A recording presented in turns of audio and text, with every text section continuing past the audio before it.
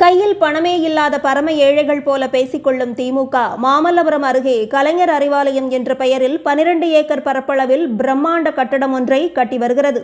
இந்த கட்டுமானம் குறித்தும் இதற்கான செலவுகள் யார் வீட்டு பணம் மூலமாக நடைபெறுகிறது என்பது குறித்தும் இளைஞர் ஒருவர் வெளியிட்டிருக்கும் காணொளி தற்போது கவனம் பெற்றிருக்கிறது.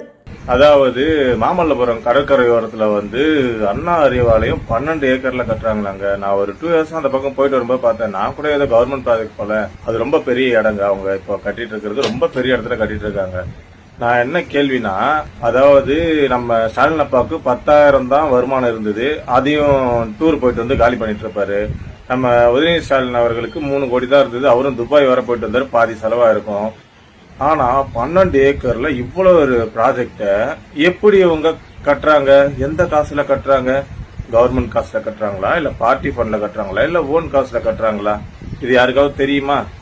ஏன்னா அவங்க தான் சொன்னாங்க, வண்டலூர்ல 2 நாள் முதலமைச்சர் பிறந்த நாளைக்கு அமைச்சர் இலவசமா போயிட்டு வரலாம்னு சொன்னதுக்கு யார் வீட்டு அப்பங்காசுல இதை கொடுக்குறீங்க, இலவசத்தை கொடுக்குறீங்கன்னு சொல்லிட்டு டிஎம்கே மென்ஷன் பண்ணாங்க ஒரு போஸ்டர் போட்டு.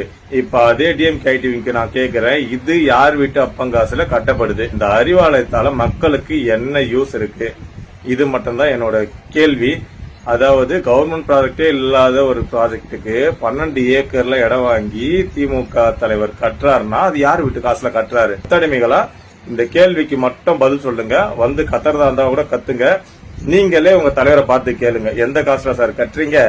பார்ட்டி ஃபண்டா இல்ல சொந்த காசா, ஊழல் பண்ண காசான்னு சொல்லிட்டு கொஞ்சம் கேளுங்க தலைமைகள்.